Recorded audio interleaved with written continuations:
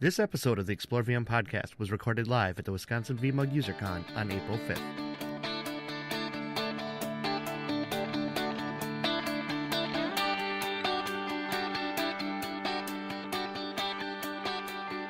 Hello and welcome to the ExploreVM Podcast. This past week I was at the Wisconsin VMUG UserCon for the first time in a long time as an attendee and not a speaker, so I took the opportunity to have some conversations with my fellow vCommunity members and taken some sessions.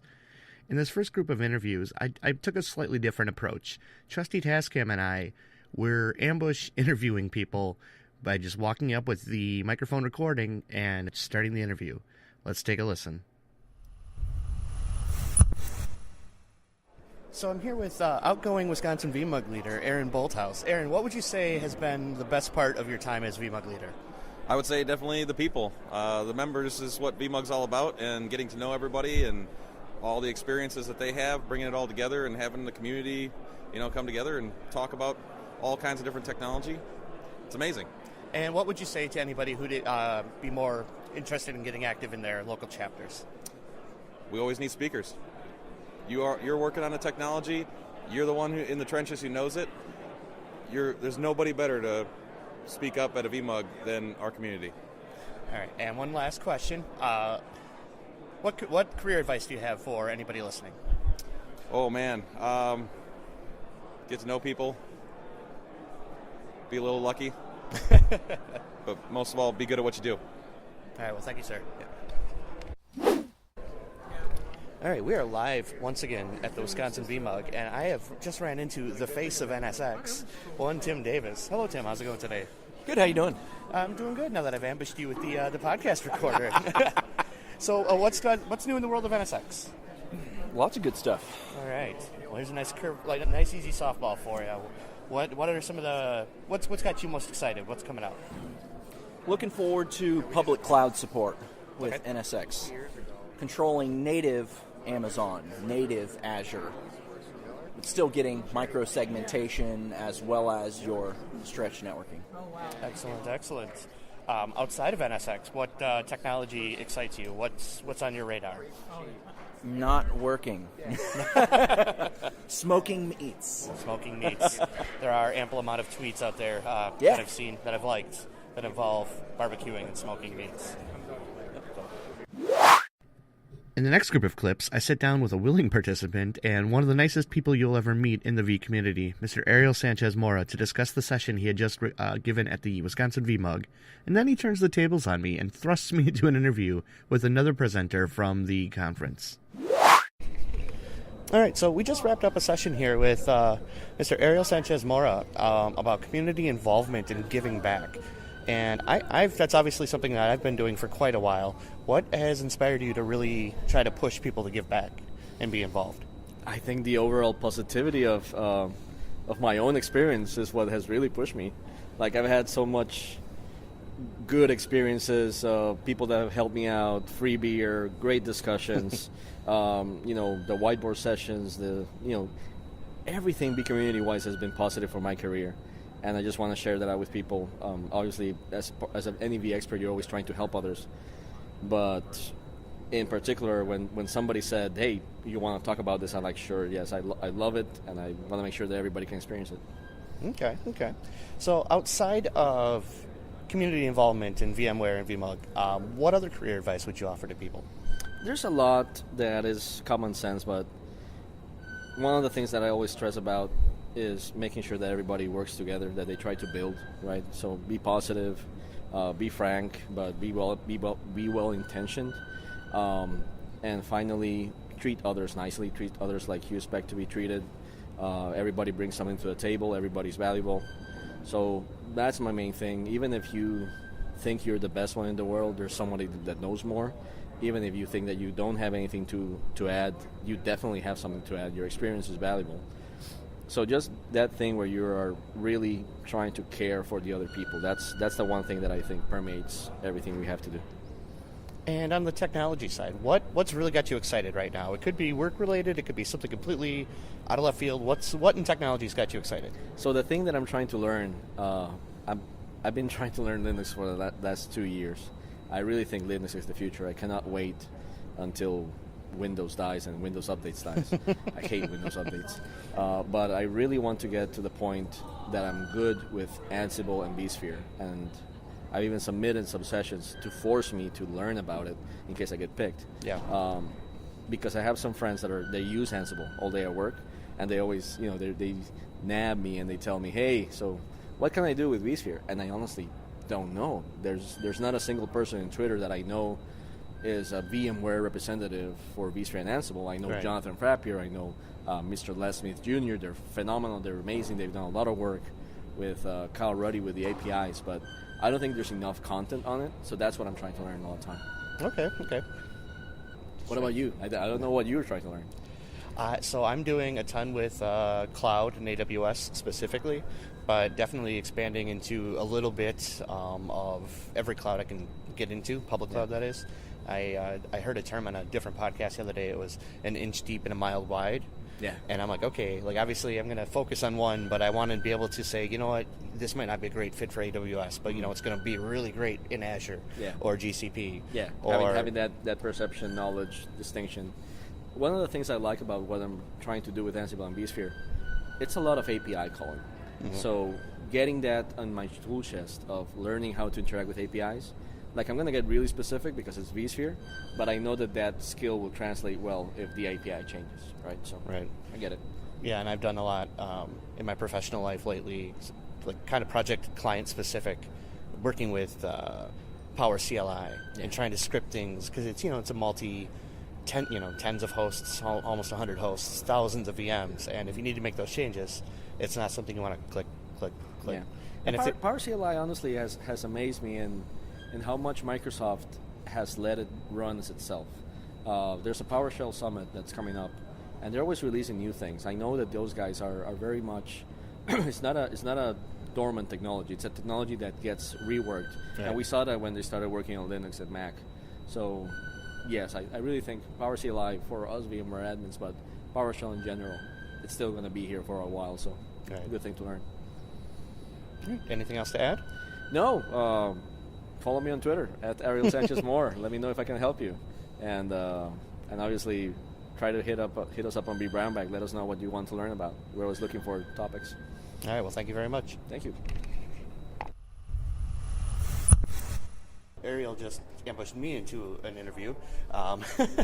Ariel ambushes everybody. Right. All right. So once again, back here live at Wisconsin VMUG, and just talking to all of our fellow speakers, but fellow guests. And why don't you introduce yourself and what are you up to today? So I'm Josh Fidel. I am a senior system engineer for vSAN for VMware. And today I'm giving a presentation on HCI Robo Life on the Edge.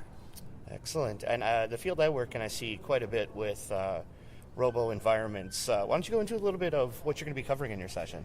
A little bit of what I'm going to be covering. So basically VMware is putting together an HCI solution that is easily deployable to remote sites. And by remote sites, I mean pretty much anything that's not your primary, 1 to 3 data centers would be considered remote. That could be a retail outlet, that could be a factory or a distribution center, whatever the case may be. Right. I work with all of them, right? And what we're really trying to develop is a strong methodology around utilizing the SDDC components. You've got vSAN for storage, vSphere for compute and memory. You've got NSX for your virtualized network, and then we've added recently VeloCloud for software-defined WAN. And thanks to Tim Davis, I have a lovely, lovely way to refer to VeloCloud for people moving forward. No spoilers. No spoilers. No spoilers. It's in the presentation. Okay.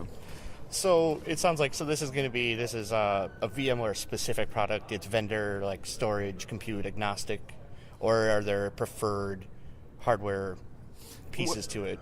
Because of how we're defining the solution, it's all very vSAN software specific. Right.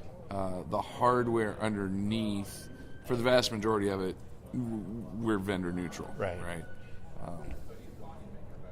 So sticking kind of with what you do with your everyday VMware environment, whoever you want to put it on, it's just now this is more of an in-tuned offer for the remote office. Right. And it depends, because there are some people who maybe they only have 2 or 3 remote sites. Right. And doing everything manually, no big deal for right. them, right? But then we have customers who have 2,000, 5,000 remote sites.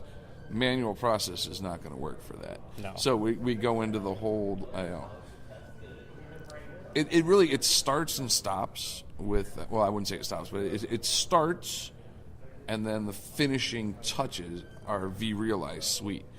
You need to use vRealize Suite, specifically VROPS, to understand the workloads that are occurring in your remote sites, and then pulling that information back to build out more of an SDDC, I guess SD Robo, really. Okay. Software-defined remote office, branch office.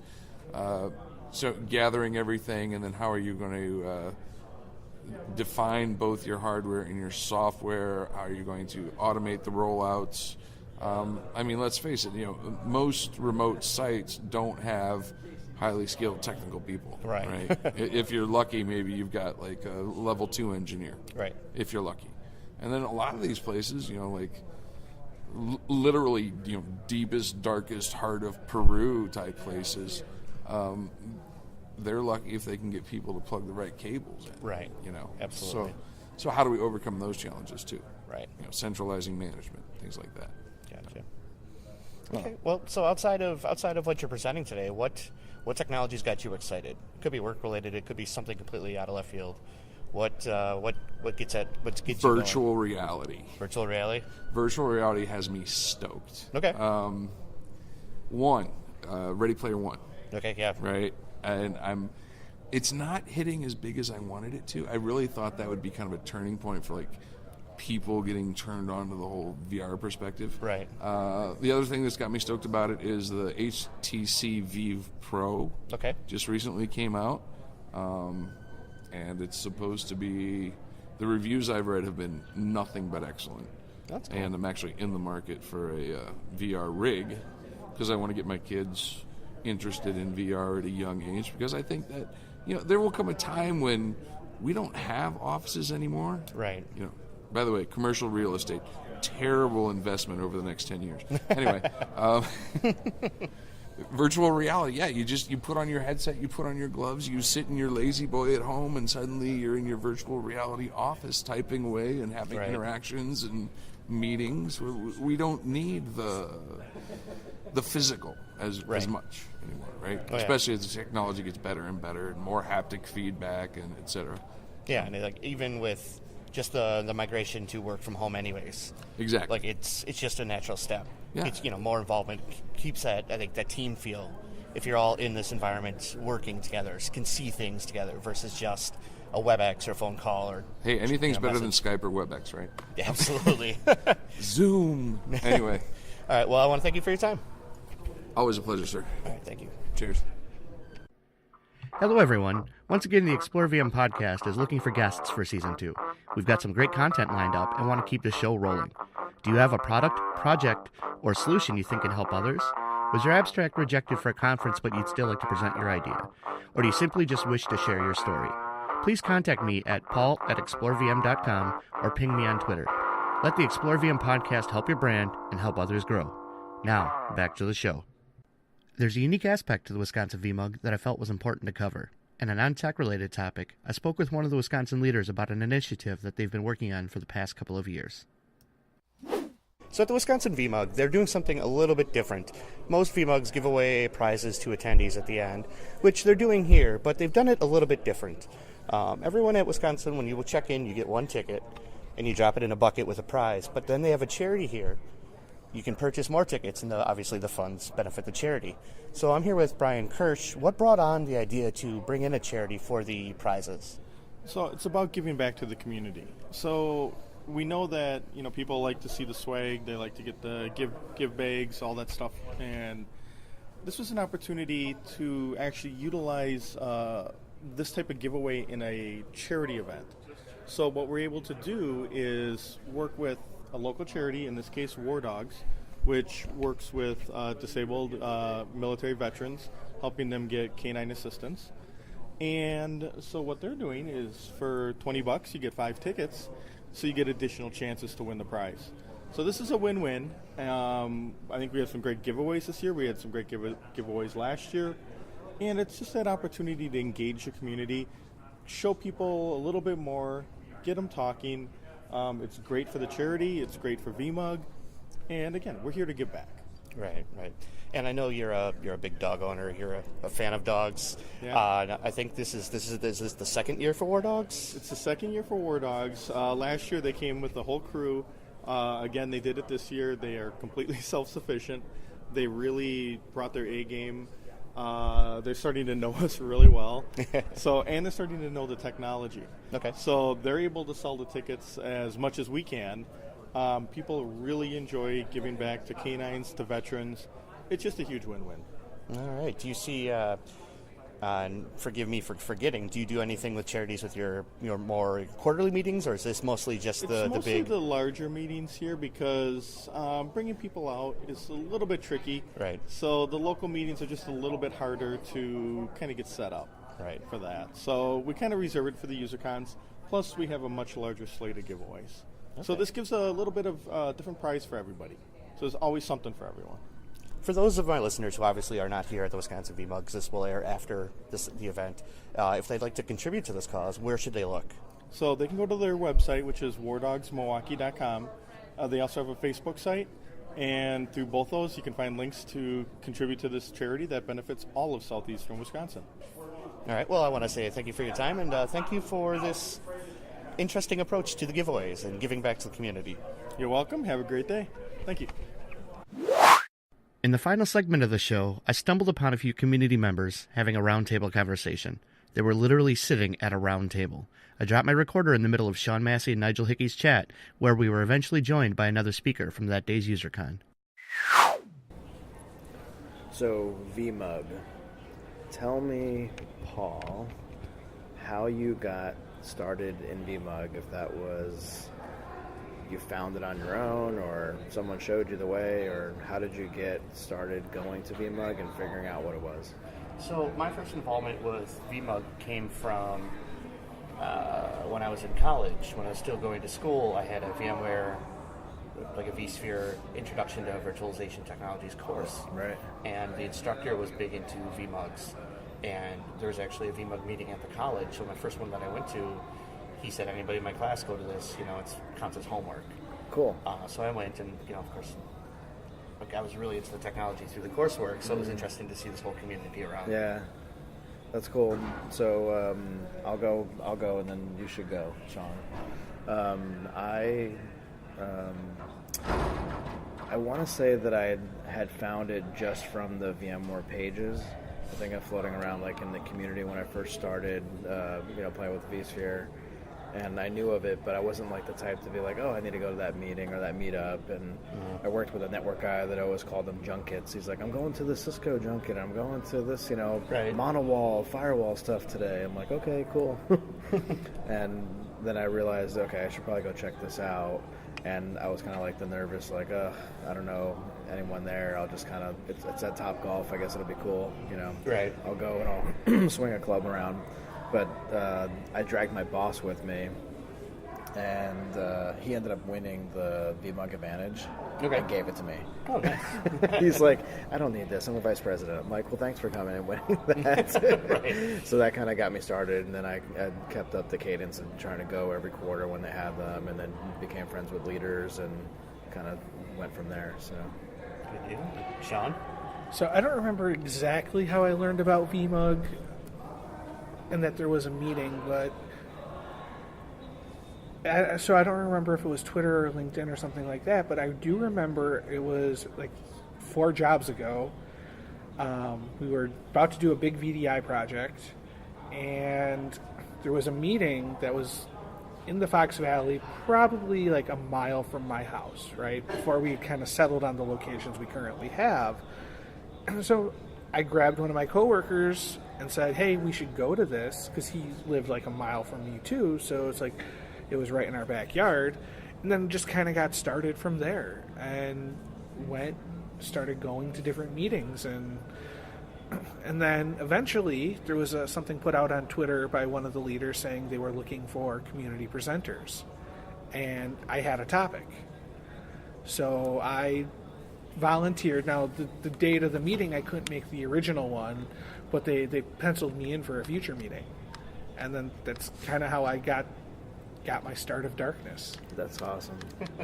So, do you feel like your involvement in VMUG has helped your careers at all, helped you grow, or even just personally, has it helped you? I would say absolutely. So, I was slated to talk at the Houston VMUG, and the leaders at the time were Ahmad Yunus and James Bowling, and they're like, hey, you should present. So I came up with an idea, which I don't remember what it was, and I was all ready. They ran out of time, and they didn't really have a schedule. It was just kind of like, hey, we're having a meeting. You know, it's not like a big UserCon thing, and we ran out of time, so I ended up just chatting with folks, and then they said, hey, you should be part of the steering committee, and that's how I kind of got into the team. But as far as going back to career growth, like the public speaking thing, I wasn't like about that at all. I didn't want to talk about, you know, my work problems, or I didn't think I had anything of value to share.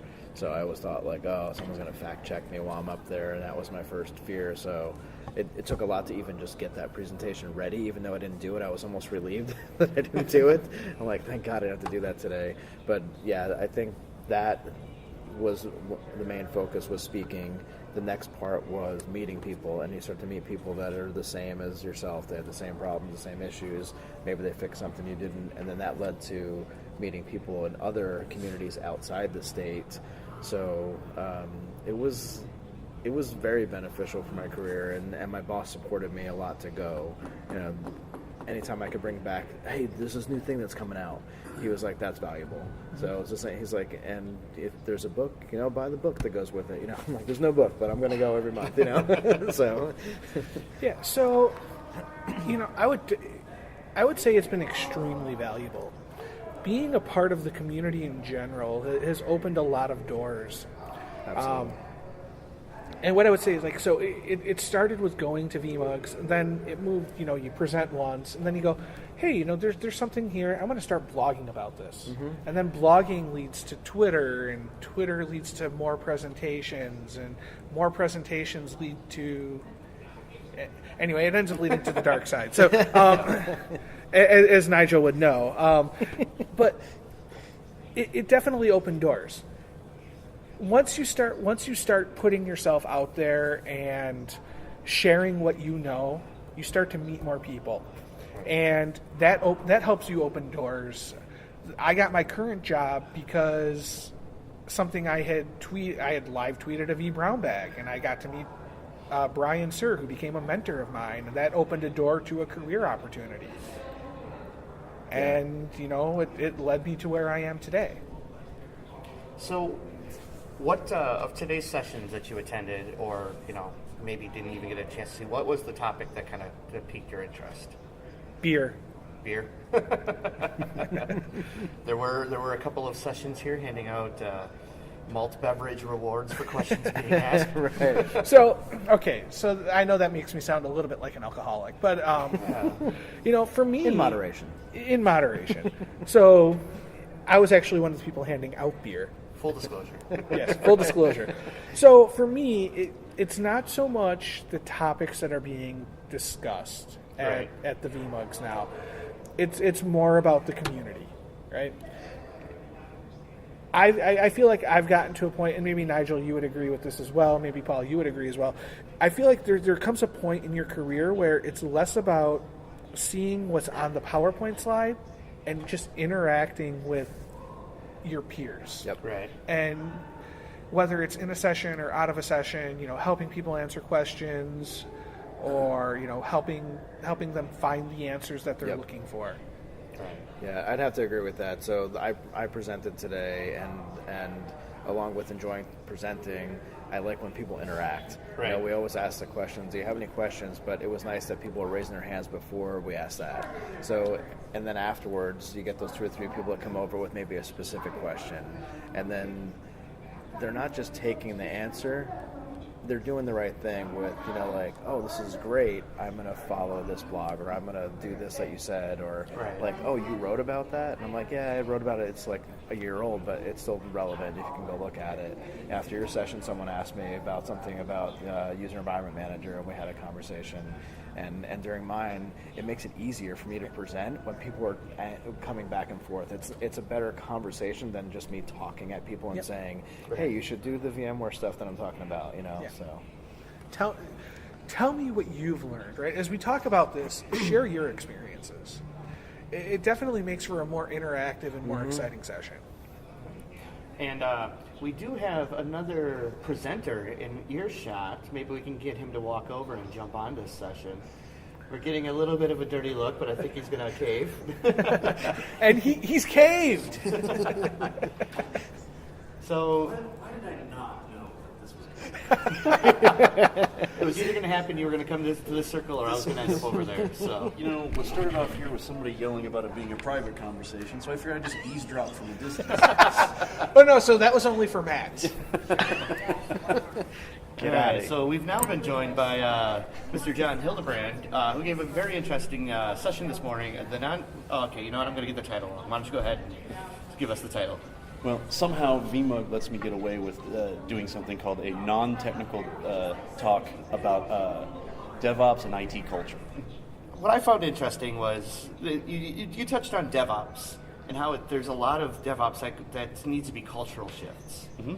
And a question I left that session with was, how do we begin to change the IT culture? How do we help to ease into that? Is it going to have to be like is it a gradual thing where people have got to be willing and you get rid of those who aren't? Or is it something you think that can be taught? Well, I think it's going to be a little bit of A, a little bit of B. Okay. And as we know, we have an industry for 20, 30 years that's promoted this idea of isolationism. Grab as much knowledge as possible and hold it over everybody because you want to be the king of the mountain, so to speak. You want to be indispensable, and the only way to do that is to hoard knowledge, which means you're not really interacting with people. This new breed of IT is asking people now to, instead of hoard knowledge, share it. Right. Instead of not communicate with individual team members, you're expected to communicate with team members.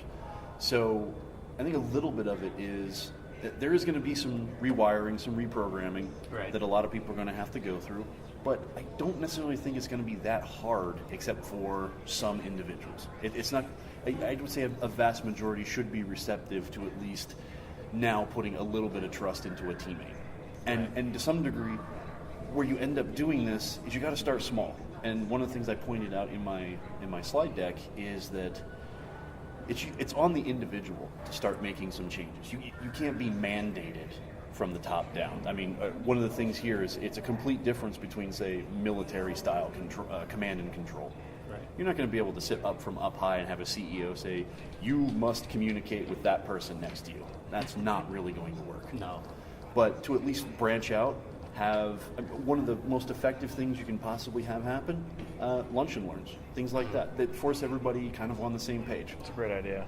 So it's just those little things that build up, get momentum, and then the next thing you know, instead of just 2 or 3 people, now you got 20 or 30 people in an IT organization thinking in the same direction. So Cool. I'm sorry I missed that. I give it frequently.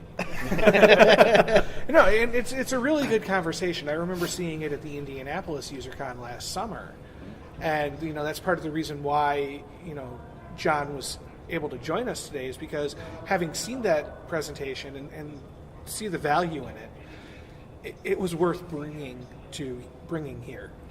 Well, like I said, especially considering when you think of a lot of community sessions at a technical event, you're thinking deep technical, or maybe to some degree, as we saw here, a little bit of 101, maybe a little more 301 build for specific stuff, like with your topic specifically VDI, EUC. So you get into very, very specific topics or more broad topics, but very rarely do we get outside of the technical realm in some of those? Now, would you say that being, with our focus usually on the technical stuff, would you say that in some ways that could actually hinders people as they try to grow their career because they're not focusing on the non-technical stuff, like communication and... Yeah, well, I would say to some degree, especially, again, when you think about this new breed, what DevOps is trying to instill, what even just like the new college grads coming out and their expectations of what getting into this industry, they're not expecting to be stonewalled by multiple people talking high about zeros and ones. Most of that stuff they consider, let's just shove that down. Let's worry about, what does the business actually want? What do I have to do within my own team to make it successful type of things? We're not worried about becoming I'm fresh out of college and I got 17 certifications. While that's great, there's that whole movement towards soft skills. Yep. And I actually, at one particular point, dubbed it soft skills are the new hard skills.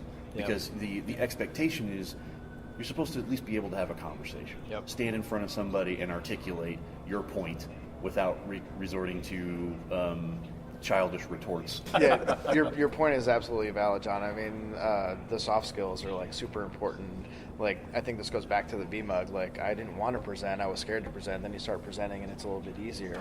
I started taking those skills and using them around the office a little bit more. I'm chatty Cathy, of course, but at the same time, I wanted to, learn new things. So I was at the VMUG talking to people I wouldn't normally talk to, or I took that soft skill and I was like, you know what, I'm no longer afraid to go talk to my boss about a potential raise. Those things, it makes it easier because I've broken down that wall of like, you're not in there for an interview to try and make this a job. Like, let's just have a normal, fluid conversation, and it could just be about anything. It was easier to talk about CapEx issues at that time, or, we're really suffering here. We should really focus our energy here. And I was like, wow, I'm really guiding some stuff in IT now because I've opened my mouth a little bit and someone's listening and feeding and giving some good feedback. So, well, it always comes back to it. Everybody is capable of opening their mouth and speaking. It's, can you direct that to something that may end up being a positive outcome? Right. We don't have to get in on how. In today's society, it's harder to be positive first. Everyone wants to be negative first before they're positive. So it's really. Well, that kind of goes to having to change the culture. Yep. Because you feel like you get ahead by putting you down, putting someone else down, not you down, putting someone else down, making yourself look better. But realistically, when you can come in, and I've seen more success out of people when they come in and lift their coworkers. Yep. You stand out as that leader. You get more. I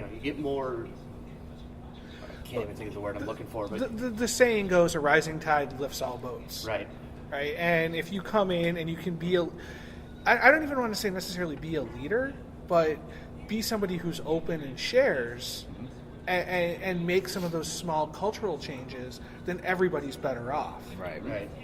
Well, I'll even go one step further. Even our friend in the V community and Chris Wall, I forget exactly what led up to it, but iron sharpening iron. Yep. So it's not that great to be the person sitting on top, knowing full well that you've distanced yourself from the rest of everybody that you work with. Sure. It's better to have everybody sharpened at that particular point to make even a more effective team, which should lead to a more effective business that you're doing your work for. And oftentimes we think about IT as silos, right? Oh, you're a storage guy, you're a virtualization guy, you deal with desktops, right? But the reality is all of our technology is interrelated, and if we really want to, be that team of iron sharpening iron, you have to take interest in what other people do, right? Yep. You have to be curious about technology, and some of your coworkers may feel threatened by it, but if you can, pick up some of that, maybe you take some of the burden off of them, or maybe you're able to start bringing together ideas from 3 different teams that don't really talk, and now suddenly you're innovating for the business. Right. You're beginning to break down that silo, right? And you're trying to, get people that you don't normally talk to because he's a programmer and he doesn't understand what I do, but he's interested in stuff that we do. So like, let's work together because this could work out. Maybe he wants a different career. Maybe he wants to help out more with what we're working on, and he's just stuck programming, and maybe he's bored of that. It's like those things that they work together. So and I'll go back. One of the pillars of DevOps is this idea that everybody's working towards a common goal, regardless of what your skill set may be. Whether it's you're the coder writing the application, or you're the person doing the administrative functions on the infrastructure. I mean, when you take one step further back, most businesses who have large infrastructure places, that's not their core business. So when I think of working at a healthcare company, they're there for the patient, not for the infrastructure that they're running back there. The nurses could care less what it's running on, and we just need to make sure that they're there to take care of it. Until you take Citrix away, and then everybody's confused. Yeah, so there is that, but the key point is sometimes with the siloing effect, and I always dub it like to some degree spheres, we only see as far as those distances go to cover that small area, and sometimes we forget that the rest of the outside world, there's something greater above what we're trying to provide happening. So I think that works in work and personal, and just stepping outside. We feel we're in our little zone here and safe, and you're forgetting that there's other greatness across the country that can help us or we can learn from. So. Oh, let's see. Into like the conversation we're having, I feel bad because somebody literally just said this to me today, and I feel like it was Tim. I don't remember for sure, but they're like, tech is the easy skill to teach.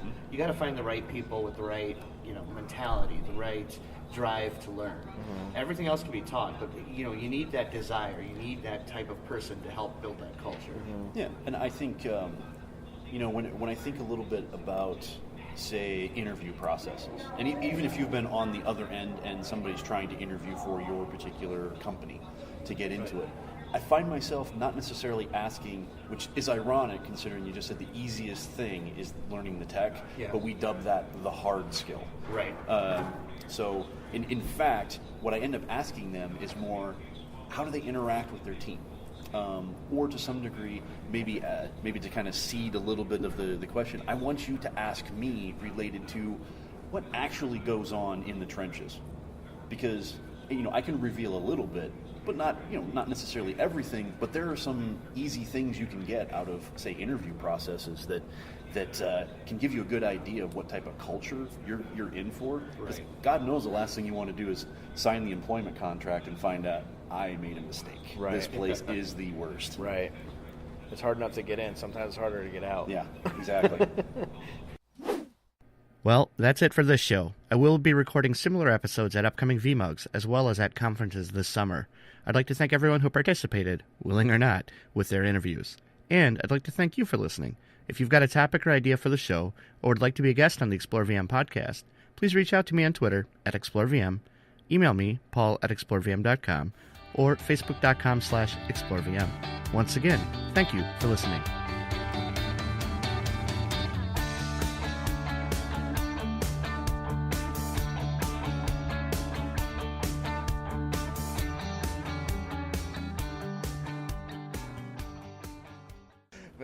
We'll have to edit that comment out.